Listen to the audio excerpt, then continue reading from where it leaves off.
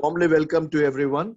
The day 188, the Family for Christ Daily Fellowship Prayer. Today, the hosting family is Brother Ramesh Williams Garu, and the moderator for this prayer is Sister Mary Suvarna Garu. We welcome you, Sister. And the prayer time leader is Sister Geeta Edwards. So may I request Sister Mary Suvarna Garu to take over and lead us in the prayer. దయచేసి మీరు మరి ఈ సమయాన్ని ప్రార్థన నడిపియాలని sister Mary సువర్ణ గారు.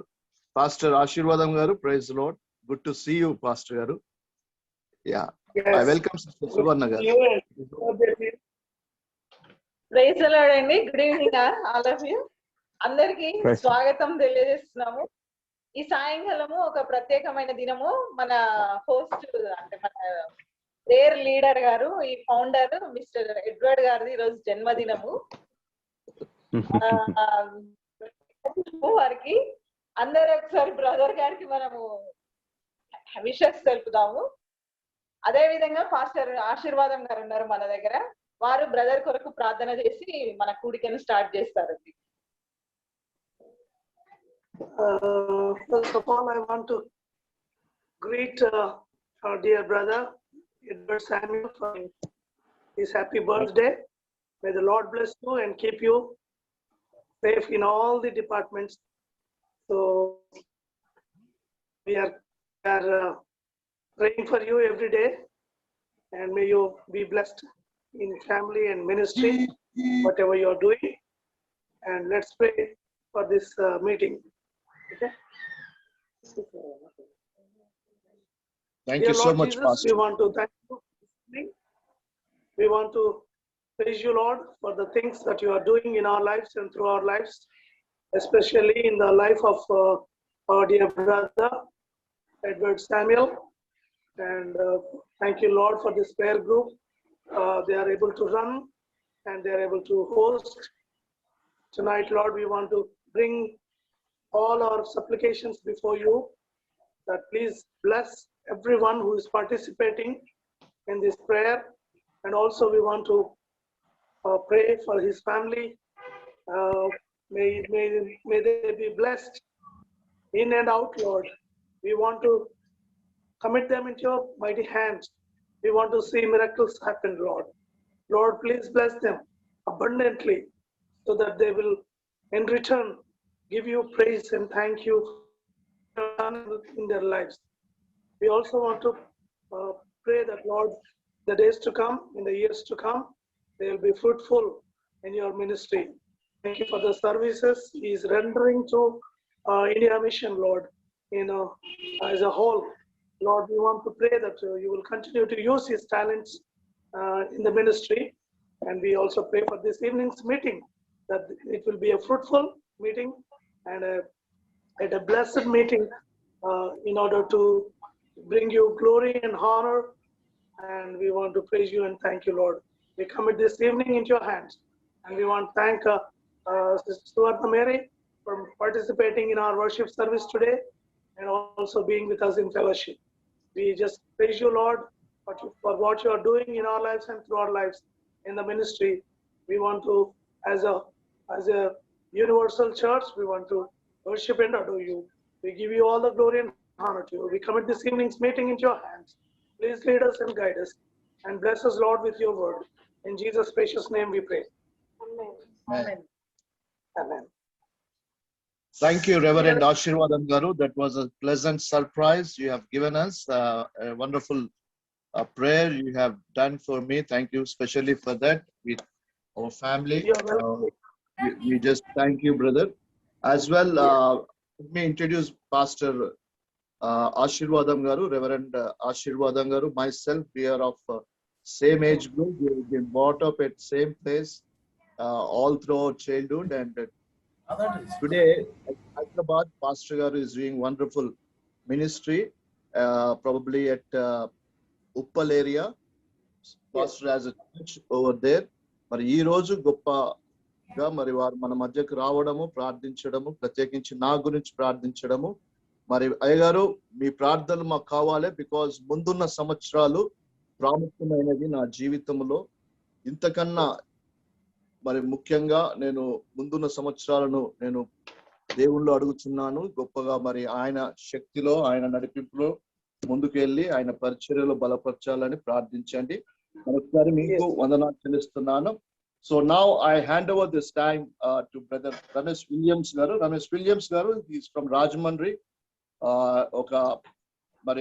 ఒక అన్య కుటుంబం నుంచి మరి మార్మన్స్ పొంది గొప్పగా పరిచర్య జరిగిస్తున్నారు. ఇదివరకే మన ఫ్యామిలీ ఫర్ క్రైస్ట్ లో డైలీ ఫెలోషిప్ ప్రేయర్ లో మరి వారు క్రిస్టియన్ ఫ్యామిలీగా ఉన్నారు. అందరికీ చాలా మందికి పరిచయం. So it is over to you brother. Pastor గారు ప్లీజ్ టేక్ ఓవర్. ప్రభునందు ప్రియమైన సహోదరులారా, ప్రభు పేరిట మీ అందరికీ వందనాలు చెల్లించుకుంటున్నాను. అలాగే ఎడ్వర్డ్ గారికి జన్మదిన శుభాకాంక్షలు తెలియజేసుకుంటున్నాను. ఇంకా అనేకమైన దేవుని పరిచర్యలో బలంగా వాడబడాలని, ఈ గ్లోబల్ టిఎఫ్సి ఫ్యామిలీలోని ఇంకా అనేకమైన ఫ్యామిలీలు ఇందులోకి చేరాలని, దానికి ప్రభువు మిమ్మల్ని సాధనముగా వాడుకోవాలని మీకు జన్మదిన శుభాకాంక్షలు తెలియజేస్తూ గాడ్ బ్లెస్ యూ. అయితే నేను మీకు అందరికీ పరిచయం అండి. నాకన్నా పెద్దవారు ఈ యొక్క టిఎఫ్సి ఫ్యామిలీలో ఉన్నారు. అనేక మంది దైవజనులు సువార్తను ప్రకటిస్తున్నారు, మీకు వాక్యాలు అందిస్తున్నారు. ఈ టిఎఫ్సి ఫ్యామిలీలోనే అనేక మంది దైవజనులు ఉన్నారు, వారు కూడా వాక్యాన్ని అందిస్తున్నారు. దాన్ని బట్టి నేను దేవునికి స్తుతిస్తున్నాను. ఈరోజు ఇటువంటి అవకాశం ఇచ్చిన దేవాతి దేవునికి, అలాగే టిఎఫ్సి ఫ్యామిలీకి, మీ అందరికీ ప్రభు పేరట వందనాలు చెల్లించుకుంటున్నాను. ఒక చిన్న పాట పాడుకుని ఆ తర్వాత మనము దేవుని యొక్క వాక్యంలోనికి వెళ్దాము.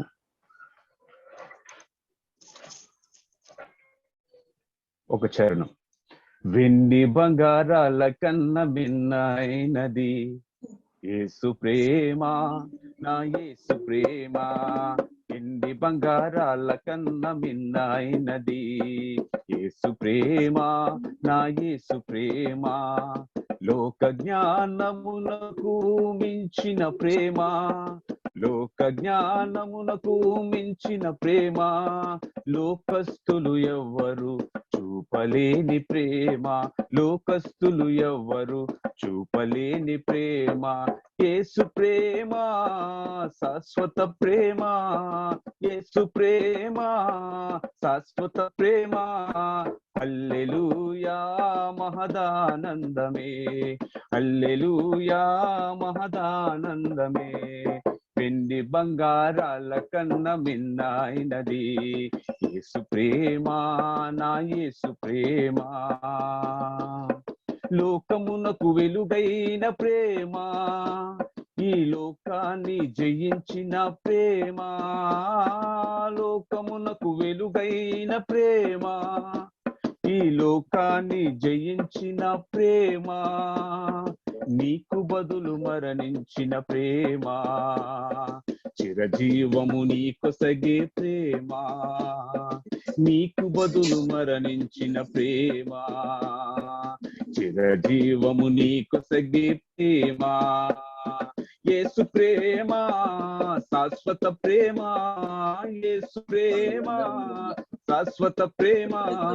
హల్లెలూయా మహదానందమే, హల్లెలూయా మహదానందమే.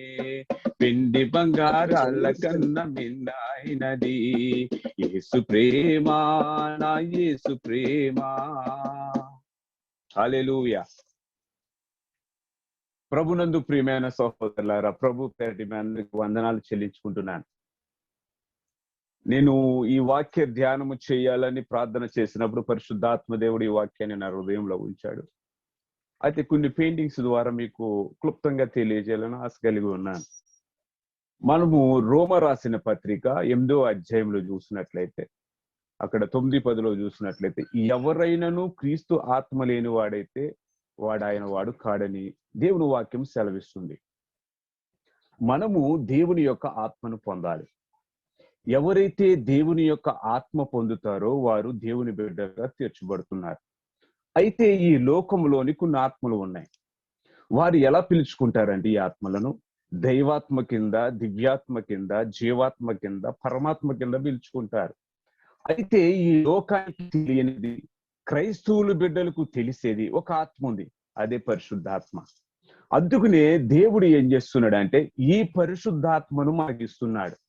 ఇచ్చి ఏం చేస్తున్నాడంటే మనల్ని కూడా ఆయన రూపంలోనికి మార్చుకోవడానికి పరిశుద్ధాత్మ దేవుణ్ణి మనకి నియమించాడు ఆయన. అయితే నేను కొన్ని పెయింటింగ్స్ ద్వారా అర్థమయ్యే రీతిలో చెప్పాలని ఆశ కలిగి ఉన్నాను. మీకు కనబడితే గనక ప్రతి మానవుడు యొక్క జీవితంలోని శరీరము పాపమే, తనలోని నివాసం ఉంటున్న ఆత్మ కూడా పాపమే. అయితే దేవుడి యొక్క పరిశుద్ధాత్మ చేత ఆయన కనబడ్డాడు, ఆయన పరిశుద్ధుడు, ఆయనలోని జీవిస్తున్న పరిశుద్ధాత్మ కూడా పరిశుద్ధుడే. దేవుడు పరిశుద్ధుడు, మనమేమో పాపపు జీవితంలోని పాపపు బ్రతుకులు బ్రతుకుతున్న మనుషులం. మనము పాపముతో నిండుకున్న వారము, ఆయన పరిశుద్ధుడిగా ఉన్నవాడు. అయితే దేవుడు ఏం చేస్తున్నాడంటే మనలను ఆయన రూపంలోనికి మార్చుకోవడానికి పరిశుద్ధాత్మ దేవుని మనలో పెట్టాడు. మన కొరింథీ రాసిన పత్రికలో కూడా కనబడుతుంది. నీ దేహము దేవుని ఆలమై ఉన్నది కనుక నీవు నీ దేహముతోని దేవుని మహిమపరచమని.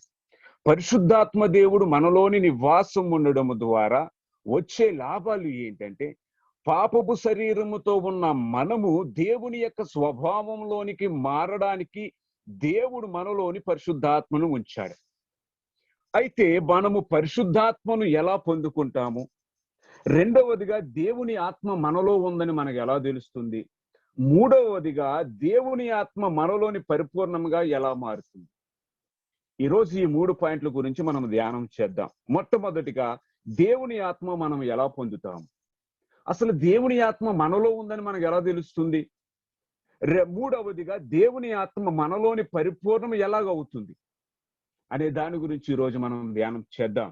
దేవుడు పరిశుద్ధుడు కనుక మనము పాపంలో ఉన్నాము గనుక దేవుడు మనలను పరిశుద్ధులుగా చేయడం కోసమే ఈ లోకానికి దిగి వచ్చాడు. ఎందుకు ఆయన ఈ లోకానికి దిగి వచ్చాడంటే పాపపు ఆత్మతోని మనము ఉన్నాము కాబట్టి పరలోక రాజ్యములోకి చేరాలంటే మనకి ఆత్మకు శక్తి సరిపోదు. పరలోక రాజ్యములో ఎవరు ఉంటారు అంటే పరిశుద్ధులే ఉంటారు. దూతలు పరిశుద్ధులుగా ఉంటారు, 24 పెద్దలు పరిశుద్ధులుగా ఉంటారు, వేల కొలది కోట్ల కొలది దూతలందరూ పరిశుద్ధులుగా ఉంటారు. ఆయన కూడా పరిశుద్ధుడే కాబట్టి మనము పరలోక రాజ్యము వెళ్ళాలంటే గనక పరిశుద్ధులుగానే మారితే, అంటే దేవుని వల్లే రూపాంతరము పొందితే గాని మన పరలోక రాజ్యానికి అవకాశం లేదు. అయితే ఇప్పుడు మొట్టమొదటిగా మనము దేవుని యొక్క ఆత్మని ఎలా పొందుకుంటాము? మనము చూసినట్లయితే యోహాను సువార్త 3వ అధ్యాయము 5-7 వరకు చూసిన, అపోస్తుల కార్యములు 2వ అధ్యాయము 38వ అధ్యాయము చూసిన, 38వ వచనం చూసిన, మొదటి యోహాను పత్రిక 3:9-10 చూసిన. ఒకసారి మీ దగ్గర పెన్నులు ఉంటే గనుక రాసుకోండి. ఇక్కడ మాట్లాడుతున్న మాటలు ఏంటంటే ప్రభువే స్వయంగా యోహాను పత్రికలో మాట్లాడుతున్నాడు. శరీరము ద్వారా పొందినది శరీరమును, ఆత్మ ద్వారా పొందినది ఆత్మను ఉన్నదని చెబుతున్నాడు. నేను ఒక మాటలు చదువుతున్నానని. ఒకడు నీటి మూలముగా ఆత్మ మూలంగాను జన్మింతేనే గాని దేవుని రాజ్యంలో ప్రవేశింపలేడని నీతో నిశ్చయముగా చెప్పుచున్నాను. శరీర మూలముగా జన్మించినది శరీరమును, ఆత్మ మూలముగా జన్మించినది ఆత్మనై ఉన్నది. మీరు క్రొత్తగా జన్మింపవలనని నేను నీతో చెప్పినందుకు ఆశ్చర్యపడవద్దు. గాలి తనకిష్టమైన చోటును విసురును, నీవు దానిని శబ్దము విందువే గాని అది ఎక్కడి నుండి వచ్చునో ఎక్కడికి పోవునో అది నీకు తెలియదు. ఆత్మ మూలంగా జన్మించిన ప్రతివాడును అలాగే ఉన్నాడు. ఇదే మాటను అపోస్తల కార్యములు 2వ అధ్యాయము 38వ వచనంలోని పేతురు గారు మాట్లాడతారు. మీరు మారు మనసు పొంది పాపక్షమాపణ నిమిత్తము యేసుక్రీస్తు నామములోని బాప్తిసము తీసుకున్నట్లయితే పరిశుద్ధాత్మ అనే వరాన్ని మనం పొందుతామంట. ఎందుకు పరిశుద్ధాత్మ వరాన్ని పొందుతున్నామంటే ఆ పరిశుద్ధాత్ముడు మన ఆత్మను ఆయన రూపంలోనికి మార్చడానికి పరిశుద్ధాత్మ దేవుడు మనలోని నివాసం ఉంటున్నాడు. అయితే మనము మొట్టమొదటిగా చూసినట్లయితే దేవుని ఆత్మ మనం ఎలా పొందుతామంటే గనక మనము ఎప్పుడైతే రక్షణ పొందుతామో దేవుని యందు విశ్వాసం ఉండి ఆయన మన సొంత రక్షకుడిగా ఎప్పుడైతే అంగీకరిస్తామో అలాంటి వారి కంటే అపోస్తుల కార్యములు 2వ అధ్యాయము 38వ వచనంలో చూసినట్లయితే గనక మనము పరిశుద్ధాత్మ యొక్క వరాన్ని పొందుతున్నామంట. ఎప్పుడైతే మనము పరిశుద్ధాత్మ వరాన్ని పొందామో ఆ వరాన్ని అలా దాచిపెట్టడం వల్ల వచ్చే లాభాలు ఏమీ లేవు. మనకిచ్చిన వరాన్ని మనం ఉపయోగించాలి. ఎవరన్నా మనకి ఏదైనా అవకాశం ఇచ్చి ఒక వరాన్ని ఇచ్చారంటే గనక, ఎవరైనా ఒక భక్తుడు దేవుని దగ్గరికి వెళ్ళి వరం కోరుకుంటే గనక, ఆ వరం ఇచ్చినప్పుడు ఆ వరాన్ని ఉపయోగించాలి. ఆ వరాన్ని మనలోని రెట్టింపు చేసుకుంటూ ఉండాలి. కొంతమంది ఆ వరాన్ని చెడుకు వాడతారు, కొంతమంది మంచికి వాడతారు. అయితే మనలోనికి ఎప్పుడైతే పరిశుద్ధాత్మ దేవుడు వరముగా వచ్చాడో, ఆ వరముగా వచ్చిన పరిశుద్ధాత్మను దేవుడు ద్వారా మన ఆత్మను పరిశుద్ధాత్మలోనికి రూపాంతరము పొందేటట్లుగా మనము ప్రయత్నాలు చేయాలి. మనిషి యొక్క ఆత్మ వేరు, పరిశుద్ధాత్మ వేరండి. మనిషి యొక్క ఆత్మ పాపముతో నిండుకుని ఉన్నది. ఎప్పుడైతే అవ్వ ఆదాము పాపము చేస్తారో, మానవుడు ప్రతి ఒక్కరు పాపముతో నిండుకున్నవాడు. మన ఆత్మ శక్తి సరిపోదు, దేవుని ఎదుర్కోవడానికి శక్తి సరిపోదు. మన ఆత్మ పరలోక రాజ్యం వెళ్ళడానికి శక్తి సరిపోదు. కనుకనే ప్రభువైన యేసుక్రీస్తు ఆయన మరణించి పునరుత్థానుడై ఎలాగైతే తిరిగి లేచాడో, ఆయన పరిశుద్ధాత్మను మనకు ఆదరణకర్తగా ఎలాగైతే ఉంచాడో, మనమంట ఆయన రూపంలోనికి మార్చబడాలి. ఎవరైతే ఆయన రూపంలోనికి మార్చబడతారో వారు పునరుత్థానంలో తిరిగి లేస్తారు. ఇది గొప్ప విషయం అండి. ఇంకోటి ఏంటంటే, దేవుని ఆత్మ మనలో ఉందని మనకు ఎలా తెలుస్తుంది? మనం ఆత్మ పొందేసాం. అసలు మన ఆత్మ పని చేస్తుందని మనకు ఎలా తెలుస్తుంది? అసలు దేవుని ఆత్మ మనలో ఉందో లేదో మనకు ఎలా తెలుస్తుంది? ప్రార్థనకి వెళ్ళిపోతే తెలిసిపోతుందా? చర్చికి వెళ్ళి ప్రార్థన చేసుకుంటే తెలిసిపోతుందా? దేవుని మాటలు వాక్యాలు చదువుకుంటే సరిపోతుందా? అసలు ఆత్మ మనలో ఉందని మనకు ఎలా తెలుస్తుంది? ఎలా తెలుస్తుందంటే గనక, యోహాను సువార్త 14వ అధ్యాయము 15వ వచనములో చూసినట్లయితే, అక్కడ దేవుని వాక్యము చాలా తేట తెల్లంగా చెప్పుతున్నది. ఏమని చెప్తున్నాడంటే, ప్రభువైన యేసుక్రీస్తు, మీరు నన్ను ప్రేమించిన ఎడల నా ఆజ్ఞలను గైకొందురు, నేను తండ్రిని వేడుకొందును, మీ యొద్ద ఎప్పుడూ నుండుటకై ఆయన వేరొక ఆదరణకర్తను అనగా సత్య స్వరూపియగు ఆత్మను మీకు అనుగ్రహించుచున్నాను. మనమంట ఎప్పుడైతే దేవుని ఆత్మ మనలోని నివాసం ఉంటుందో, ఈ దేవుని ఆత్మ మనలోనికి ఎప్పుడైతే వస్తుందో, మనమంట ఆయన యొక్క ఆజ్ఞలను గైకుంటామంట. ఈ ఆత్మ ఏం చేస్తుందంటే, మనం సత్యములోనికి నడిపిస్తుంది, మనలను నీతి మార్గము గుండా నడిపిస్తుంది. మనము పాపమును విసర్జించుకునే వారిగా ఉంటాము. లోక సంబంధమైన వ్యర్థమైన వాటికి మన చూపు వెళ్ళదు. ఎప్పుడైతే పరిశుద్ధాత్మ దేవుడు మనలో ఉన్నాడని మనకి ఎలా తెలుస్తుందంటే, మనమంట లోకాన్ని విసర్జించుకుంటాం, అంటే పాపాన్ని విసర్జించుకుంటాం. రెండవదిగా మనము సత్యములోనికి నడిపించబడతాం. మూడవదిగా దేవుని యొక్క ఆజ్ఞలను గైకుంటాం. నాలుగవదిగా మనము ఎలాగైతే ప్రేమించుకుంటున్నామో ఇతరులను కూడా అదే రకంగా మనము ప్రేమిస్తామంట, దేవుని యొక్క ఆత్మ మనలో ఉన్నట్లయితే గనక. అందుకని అక్కడ చూసినట్లయితే ఈ మాట నేను చదివినప్పుడు నాకు చాలా ఆశ్చర్యం వేసింది. దేవుని యొక్క బీజము మనలో ఉందంట. ఎవరిలోనైతే పరిశుద్ధాత్మ యొక్క బీజము వారిలో ఉంటుందో వారు పాపము చెయ్యరంట. వారు పాపాన్ని విసర్జించుకునేవారుగా ఉంటారంట. వ్యర్థమైన వాటిని వెంబడించకుండా, లోక సంబంధమైన వాటిని వెంబడించకుండా దేవుని వైపుకు మళ్ళుతారంట, సత్యములోనికి నడిపించబడతారంట. ఎవరైతే పాపమును విసర్జించుకుంటారో, ఎవరైతే సత్యములోనికి నడిపించబడతారో, ఎవరైతే తన సహోదరుని ప్రేమిస్తూ ఉంటారో వారు దేవుని పిల్లలు. దీనికి వ్యతిరేకమైన చేసే పనులన్నీ ఏంటంటే వారు అపవాది పిల్లలని అక్కడ రాయబడి ఉంది. కనుక ప్రియమైన సహోదరుడ సహోదరి, దేవుని ఆత్మ మనలో లేకపోతే మనము ఆయన వారము కాము. ఈ రోజు మనము రక్షణ పొందాము, అనేకమైన పాటలు పాడుతున్నాము, వాక్యాలు చదువుతున్నాము, ప్రార్థన చేస్తున్నాము. పరిశుద్ధాత్మ యొక్క శక్తిని మనము పొందుకున్నామో లేదో అనేది గ్రహింపు ఎలా కలుగుతుందంటే, దేవుని యొక్క ఆజ్ఞలు ఎవరైతే గైకుంటారో, దేవుని యొక్క మార్గంలో ఎవరైతే నడుస్తారో, దేవుని యొక్క మాటలను విని లోకాన్ని విసర్జించుకుని ఆత్మ సంబంధమైన జీవితం ఎవరైతే జీవిస్తారో, మనము చూసినట్లయితే గనక మత్తయి సువార్త 5వ అధ్యాయంలోని అక్కడ ఆత్మ సంబంధమైన క్రియలన్నీ అక్కడ కనబడతాయండి. ఇవి ఏంటంట, భూలోకములో నుండి పరలోకానికి ఆత్మ సంబంధమైన జీవితము, పరలోక నిచ్చెనగా అక్కడ మనకు కనబడుతూ ఉంటాది. గలతీలు రాసిన పత్రిక 5వ అధ్యాయం 22వ వచనములోని ఆత్మ ఫలాలు ఉంటాయి. ఎవరిలోనైతే దేవుని ఆత్మ నివాసం ఉంటుందో వారు ఆత్మ ఫలాలు కూడా పొందుతారు. ఏటంటే అక్కడ ఆత్మ ఫలాలు దీర్ఘశాంతము, సాత్వికము, విశ్వాసము, మంచితనము, ప్రేమ, దయాలత్వము, ఆశా నిగ్రహము వీరిలో ఎవరిలో అయితే ఉన్నాయో వారిలోని పరిశుద్ధాత్మ దేవుడు నివాసం ఉంటున్నాడని అర్థం. ఒకవేళ రక్షణ పొందిన తర్వాత కూడా మనము పరిశుద్ధాత్మ మనలో ఉందని తెలిసి కూడా చాలా మంది ఎఫెసీయులు రాసిన పత్రికలో అంటాడు అపోస్తలుడైన పౌలు, మీరు పరిశుద్ధాత్మను దుఃఖపరుస్తున్నారు.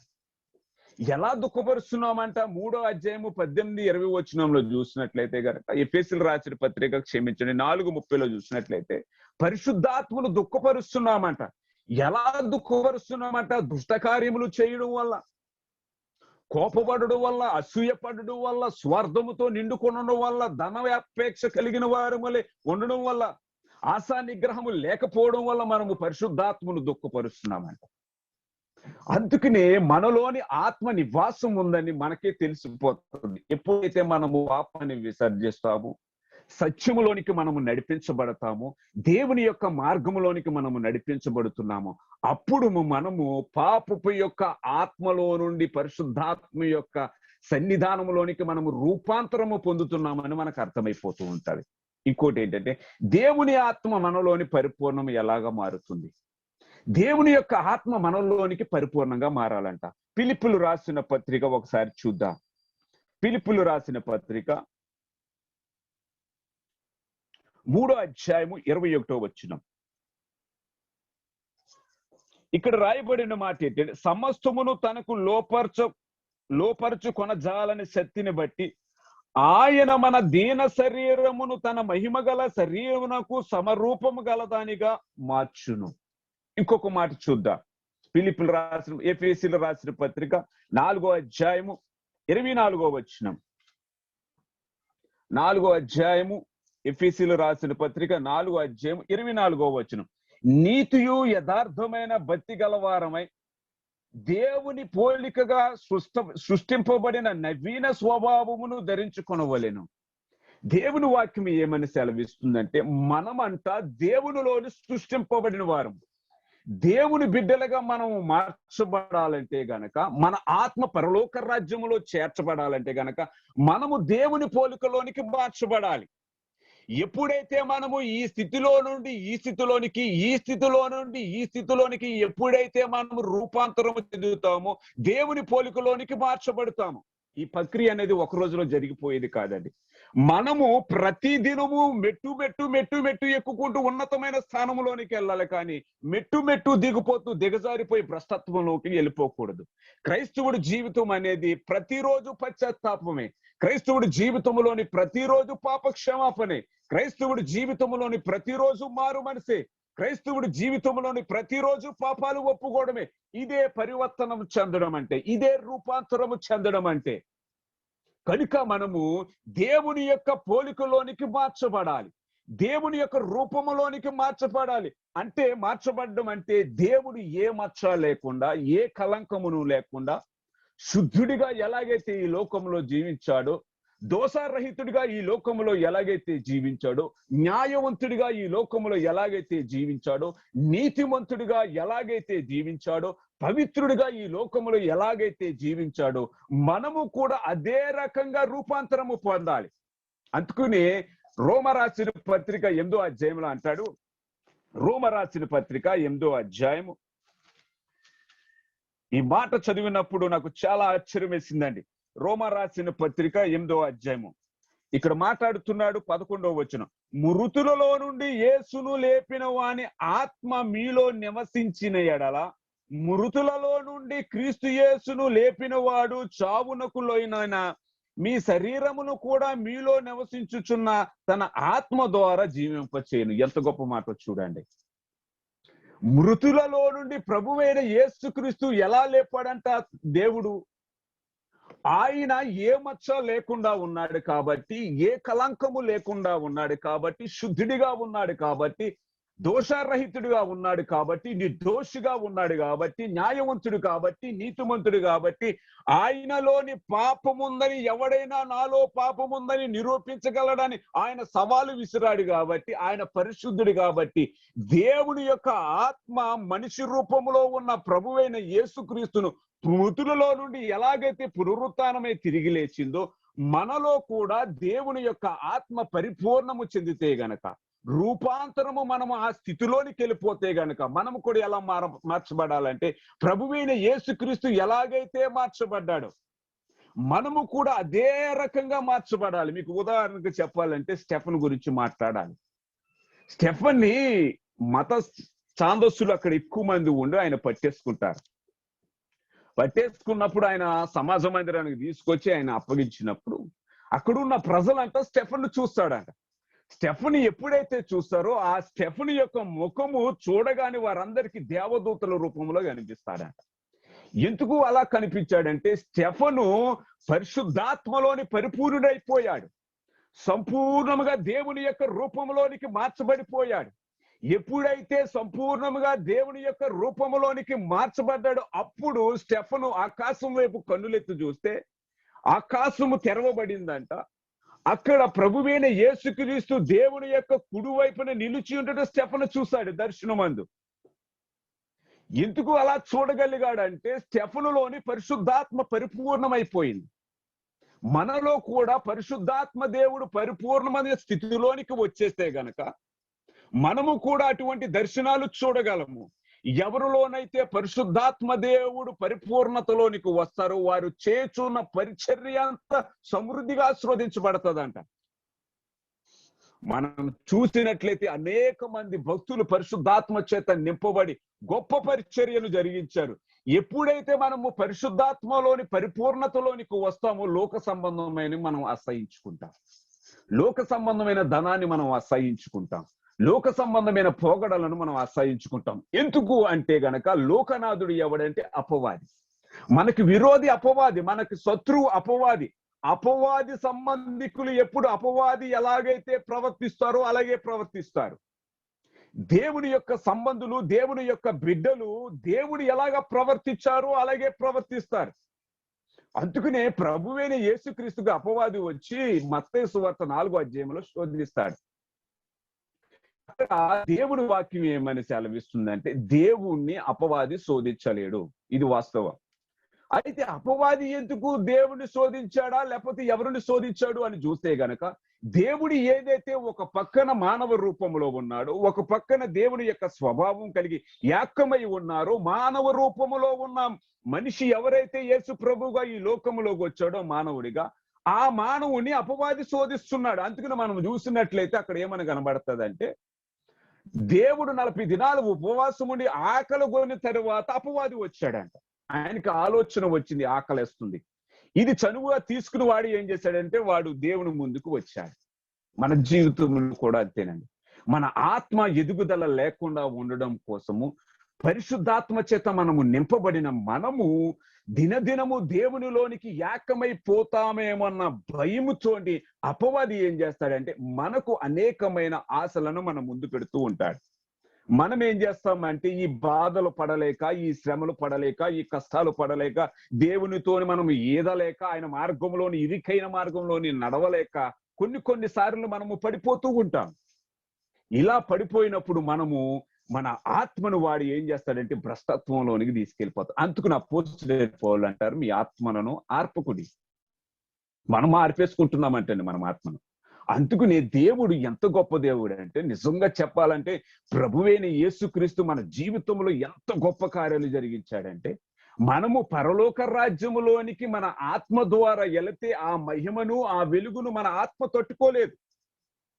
ఒకసారి నేను ఒక బుక్ చదివినప్పుడు ఆయన ఒక దైవభక్తుడు రాసిన మాట ఏంటంటే ఒకడు చనిపోయాడంటే దేవుడు నమ్ముకోకుండా చనిపోయిన తర్వాత పరలోక రాజ్యంలోకి వెళదామంటే దేవదూతలు ఆపేశారంట. ఆపేసిన తర్వాత అప్పుడు అతను అన్నాడంట, నాకు ఎవరు సువార్త చెప్పలేదు, నువ్వే నిజమైన దేవుడు అని నాకు తెలియదు, మీరు ఎలా చేస్తున్నారేంటి, మీరు అన్యాయము చాలా దారుణంగా ఉంది ఇక్కడ పరిస్థితి, మీరు ఎలాంటి చేస్తున్నారో నాకు ఎవరు చెప్పలేదు, సువార్త ప్రకటించలేదు, నేను ఏం చేయను, నా జీవితం ఇలాగైపోయింది, చనిపోయాను, ఇప్పుడు నేను పరలోక రాజ్యం కావాలి, అక్కడ చూస్తేనేమో వేతన కల స్థలంలోని నేను బాధపడలేకపోతున్నాను, నన్ను నిరవరాకంగా పంపించమన్నాడు అంట. అప్పుడు దేవుడి దగ్గరికి యాజ్ఞ వెళ్ళిన తర్వాత రమ్మనని చెప్పాడు. ఎప్పుడైతే పాపములో చనిపోయి రక్షణ పొందకుండా దేవుని యొక్క ఆత్మ లేని బిడ్డ ఆ యొక్క గుమ్మములోనికి అడుగు పెట్టాడో ఆ వెలుగును తట్టుకోలేకపోయాడు. ఈ ఆత్మ వెలుగును తట్టుకోలేకపోయిందంట. అయ్యో నేను ఇక్కడ ఉండలేను, నన్ను చీకటి గదిలోనికి తీసుకెళ్ళిపోండి, ఈ వెలుగును నేను తట్టుకోలేకపోతున్నాను, ఈ వెలుగు నేను చూడలేకపోతున్నానని వాడు భయముతోని పెద్ద పెద్ద కేకలు వేసి ఆ యొక్క పరలోక రాజ్యము గుమ్మం ఎదుగుకు వచ్చి మళ్ళీ యాతన కల స్థలములోనికి పారిపోయిందంట ఆత్మ. ప్రియమైన సహోదరుడ సహోదరి, మన జీవితంలో ఏది చేసామా, ఏది సాధించామా, ఎలాగున్నామా అనేది కాదు, కానీ ఈ అంచె దినాలలోని ఎవరో ఎత్తబడే గుంపులో ఉన్నామో లేకపోతే దేవుని యొక్క బూర శబ్దము వినే స్థితిలో ఉన్నామో మనం గమనించుకోవాలి. మనము దేవుని యొక్క ఆత్మ మనలో ఏదైతే ఉందో, పరిశుద్ధాత్మ దేవుడు మన ఆత్మను పరిపూర్ణముగా దేవుని యొక్క రూపంలోనికి మార్చబడితేనే పునరుత్థానములో మనము దేవుని ఎదుర్కోగలము. అందుకనే స్టెఫను అలా చూచి మాట్లాడగలుగుతున్నాడు. ఎందుకు మాట్లాడాడంటే పరిపూర్ణముగా స్టెఫను పరిశుద్ధాత్మ చేత నింపబడ్డాడు. చనిపోయిన తర్వాత స్టెఫను పరలోక రాజ్యం వెళ్ళిపోయాడు. కనుక మనము కూడా పరిపూర్ణముగా దేవుని యొక్క రూపంలోనికి మార్చబడాలి. ఇటువంటి స్థితిలో నుండి మనం ఎప్పుడైతే ఈ స్థితిలోనికి మార్చబడతామో ప్రభువైన యేసుక్రీస్తుని మనం ఎదుర్కోగలం. ఇప్పుడు జరుగుతున్న సంఘటన ఏంటంటే, నేలలోని పాలలోని నీళ్ళ కలిపితే నీలో పాలు మనము తెలియజేయలేము. మనం ఏం చేస్తామా, ఎన్ని నీళ్ళు కలిపాడో మనకు తెలీదు, వాడు ఇస్తాడో మనం తెచ్చుకుని వాడేసుకుంటాము, దాంట్లో ఎన్ని నీళ్ళు ఉన్నాయో మనకు తెలీదు. ఇప్పుడు క్రైస్తవ జీవితంలో కూడా అందరూ తెల్లగానే కనిపిస్తున్నారండి, అందరూ తెల్లగానే కనిపిస్తున్నారు. కనుక దేవుడు, నేను ఒక కాలములోని తెల్లగానే కనిపించాను, కానీ నా జీవితంలోని దేవుడు చేసిన గొప్ప కార్యమును బట్టి నాలో నీళ్లను ఏర్పరిచిన వాడు ఆయనే. పాల కేంద్రంకి వెళ్ళామనుకోండి, వాడు మీటర్ పెడతాడు, ఆ పాలలోని ఎంత నీటి శాతం ఉందో అది చెప్పేస్తాడు. చెప్పేసి ఏం చేస్తాడంటే, ఇందులో చాలా నీటి శాతం ఉంది, నాకు వద్దు ఈ పాలు, నేను కొనుక్కొని పక్కన పెట్టేయమంటాడు. కనుక ప్రియమైన సహోదరుడ సహోదరి, మన జీవితంలో కూడా మనము అద్భుతమైన రీతిలోని దేవుని ఎదుర్కోవాలంటే గనక మనము కూడా దేవుని రూపంలోనికి మార్చబడాలి. దేవుని రూపంలోనికి మార్చబడాలంటే ప్రభువైన యేసుక్రీస్తును అపవాది శోధించినప్పుడు, మానవ రూపంలో ఉన్నప్పుడు అపవాది శోధించినప్పుడు అక్కడ జరిగిన సంఘటన ఏంటంటే, దేవుడు, నేను ఎన్ని కష్టాలైనా పడతాను, ఈ లోకములోని నాకు నివాసము లేకపోయినా పర్వాలేదు, పడుకోవడానికి బెడ్ లేకపోయినా పర్వాలేదు, నేను తలదాచుకోవడానికి నాకు ఇల్లు లేకపోయినా పర్వాలేదు, నాకు వస్త్రాలు లేకపోయినా పర్వాలేదు, మరి ఏది లేకపోయినా పర్వాలేదు, కానీ నేను ఏదైతే దేవుని కొరకు ఏర్పరచబడి ఉన్నదో, నేను ఏదైతే ఈ లోకములోని చెయ్యాలని వచ్చానో అది తుదముట్టించే వరకు నేను ఎన్ని శ్రమలు పడినా నాకు ఇష్టమైన దేవుని యొక్క ఆజ్ఞను తూచా తప్పకుండా ఆయన కార్యములు ఈ లోకములో జరిగించాడు. కాబట్టి ఈ రోజు మీరు నేను ప్రభువైన యేసుక్రీస్తు ద్వారా పరలోక రాజ్యము చేరుకునే అవకాశాన్ని పొందుకుంటున్నాం. కనుక మనం అందరము దేవుని ఆత్మను పొందుకోవాలి. ఎప్పుడైతే దేవుని ఆత్మ మనం పొందుకున్నామో దాని ప్రకారంగా మనము జీవించాలి. ఎలాగైతే మనము దేవుని ప్రకారంగా జీవిస్తున్నామో మనము పరిపూర్ణమైన దేవుని రూపంలోనికి మార్చబడాలి. ఎవరైతే ఈ పరిపూర్ణమైన రూపంలోనికి మార్చబడతారో వారు దేవుని ఎదుర్కొని పునరుత్థానములో తిరిగి లేపబడతాము. మనము కూడా పరలోక రాజ్యాన్ని స్వతంత్రించుకుంటాము. ప్రభువైన యేసుక్రీస్తు ఎలాగైతే తండ్రి యొక్క కుడిపార్శ్వమున నివాసమున్న స్థలములో ఉన్నాడో మనలను కూడా దేవుడు అక్కడికి తీసుకెళ్లి నివాసం పెడతాడంట. అటువంటి కృప ప్రతి బిడ్డకు దేవుడు దయచేయని కాక. God bless you. మరొకసారి ఎడ్వర్డ్ గారికి జన్మదిన శుభాకాంక్షలు తెలియజేస్తున్నాను. చిన్న ప్రార్థన. పరిశుద్ధుడ కృప కలిగిన తండ్రి యేసయ్య, నీకు వందనాలు చెల్లించుకుంటున్నాను ప్రభా. తండ్రి ఎడ్వర్డ్ గారిని జ్ఞాపకం చేసుకోండి అయ్యా. ఆయన చేస్తున్న పరిచర్యను టిఎఫ్సి ఫ్యామిలీలో ఎన్ని కుటుంబాలు ఉన్నాయో నా కుటుంబాలన్నిటినీ దీవించండి, ఆశీర్వదించండి. ప్రతి ఒక్కరు ఆత్మ జీవితము కలిగి ప్రభా, ఆత్మీయ ఫలములు కలిగి, ఆత్మీయ జీవితము కలిగి ప్రభా నిన్ను ఎదుర్కొనే బిడ్డలుగా నిలబెట్టండి. ఈ రోజు జన్మదిన శుభాకాంక్షలు జరుపుకుంటున్న ఎడ్వర్డ్ గారిని కూడా దీవించండి, ఆశీర్వదించండి. ఇంక నువ్వు ఆయన హృదయంలో పెట్టిన ప్రతి తలంతును సఫలం చేయండి. నీ పరిచర్యలో బలమైన సాధనములే వాడమని, మీరే మహిమ పొందమని, ఘనత పొందమని నజరేయుడైన యేసు నామములో ప్రార్థించి వేడుకుంటున్నాం తండ్రి, ఆమేన్. ప్రభు పేరట మీ అందరికీ వందనాలు చెల్లించుకుంటున్నాను. అలాగే ఎడ్వర్డ్ గారికి ప్రభు పేరట వందనాలు. అలాగే టిఎఫ్సి ఫ్యామిలీ కూడా ప్రభు పేరట